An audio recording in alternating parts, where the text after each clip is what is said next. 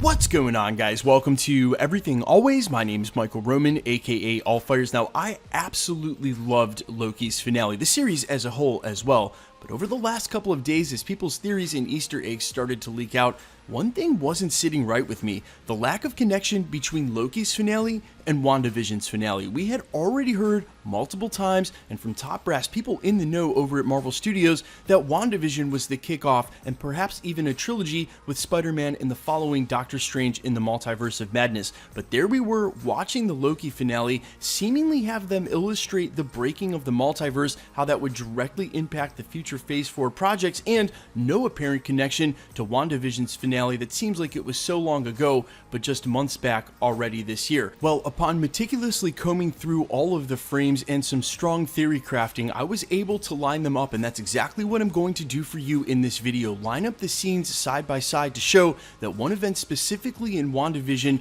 directly impacted what happened in Loki and Kang's decision to allow Sylvie to kill him, and then in reverse, something that then takes place during the Loki finale directly impacts what happened during WandaVision's post-credit scene. We're going to line it up, break it down for you. I'm going to explain all the theories in full, how the two finales, both WandaVision and Loki, had a lot to do with each other and setting up the Multiverse of Madness. But first, if you could grab the subscribe button, we're still giving away a PlayStation 5, now at 900,000 subscribers, as well as Disney Plus subscriptions while the shows are live, and a ton of other Marvel-related giveaways. If you want to be entered to win, all you have to do, make sure you're a subscriber, so hit that subscribe button, leave a comment down below, and if you want, stick around to the end of the video. We'll get into all the giveaway stuff again there. So if you guys aren't new to the channel, you already know this, but when I write theories, I like to point out the counter arguments and the counterpoints just as much as the point I'm trying to make, because it plays an important role in making a strong theory. So let's start with the fact that Loki asks Kang point blank, and he seems to admit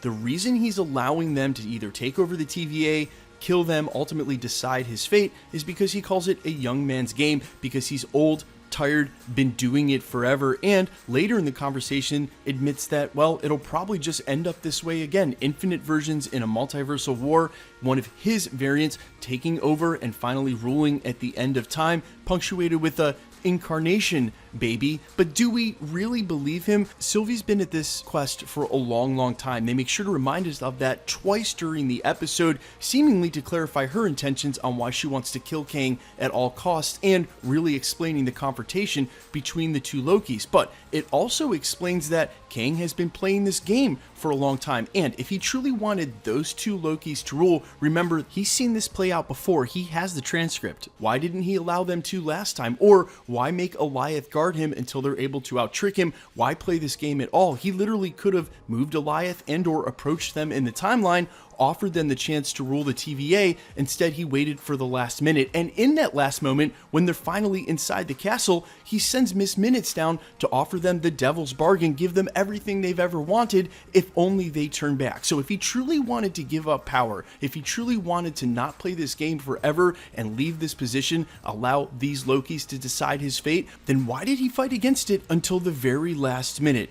Maybe it's because something had finally taken place, or was about to take place, that even Kang in his infinite power couldn't trump. Something else that was more powerful than him, that actually would overwrite his control of time. And in that moment, he realized it was up whether he liked it or not, meaning he fought against the two Lokis as long as he could until this moment something took place. And is that something what happened during the WandaVision finale? So let's line up one scene specifically. This is the moment where Wanda reveals she has outsmarted Agatha Harkness. She thinks she's getting her power drained, but really in reality, she's already put up runes. And if you run these two scenes at the same time, not only does the music seem to play right in with each other, but there are some very obvious punctuation marks, including a roll of thunder at the same time. Well, you know what? Let me just play for you guys.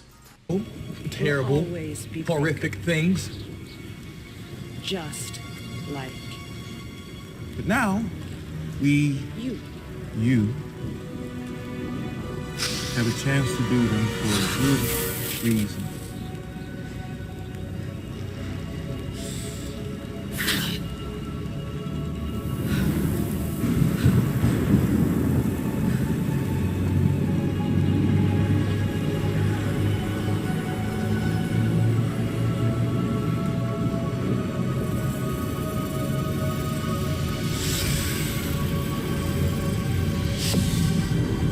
We just crossed the threshold.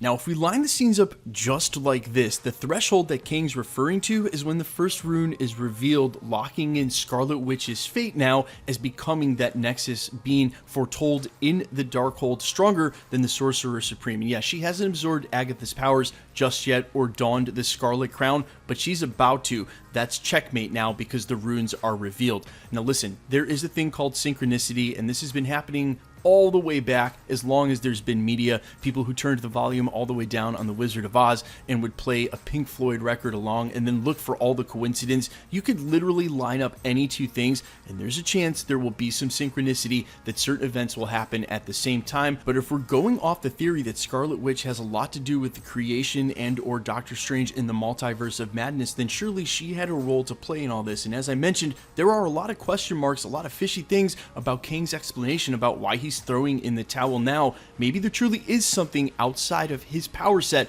that's happening, something like a Scarlet Witch becoming that Nexus level of being, and even in his ultimate power state, now having lived a million lifetimes, defeating all of the other Kangs in the Multiversal War and controlling time from beyond the void with Alioth as his guard dog, he still can't do anything about the Scarlet Witch. That's a power too great for even him to control, so she's ultimately going to break the multiverse anyway, so he knows that this has basically come to an end, and that could also play into his dialogue about it's just going to end up this way anyway. I'll let somebody else deal with this. Now, it's important to point out that the show and series several times seem to point to the love between Loki and Sylvie as the Nexus event that would bring this all down. But at the end of it all, Kang is able to get them to come to Oz rather quickly, and Sylvie ultimately ends up pushing Loki through a 10-pad door to an alternate version of the TVA, and it's only Sylvie alone consequential in putting her sword through Kang's heart, and seemingly in that moment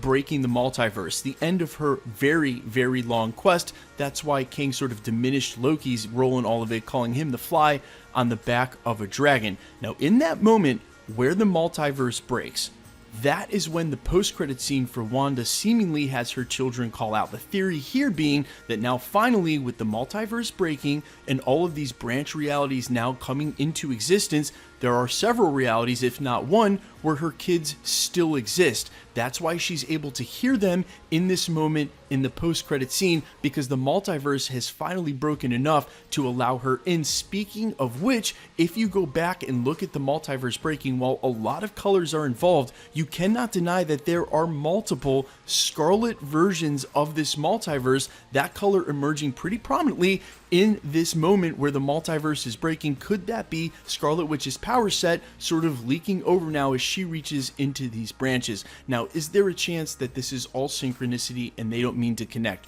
Sure, but remember, as I said in the prologue to this video, we already found out several times WandaVision played a prominent role in the Multiverse of Madness, meaning in some way it had to connect to this. And when you put these scenes together and have them play over each other, seemingly lining up these minutes for what's going on, it actually goes a long way in better explaining why Kang threw in the towel, why he realized the party was up anyway and he would let one of his infinite versions deal with this, and sort of sets up the role to play of Scarlet Witch, how she's going to come into play with Doctor Strange, either needing to side with him or against him, because Doctor Strange is certainly going to need her power set and her power level to answer Kang, and that seems to be what they're setting up here now as we're headed into another crossover. Now, we heard some of the writers point out that Kang's supposed to be the next crossover big bad. Now, whether that means Avengers 5 or a Fantastic Four film, yet to see if the Fantastic Four films will be as big as the Avengers films, at least initially. And I mean, when I say big, I mean is involving so many heroes.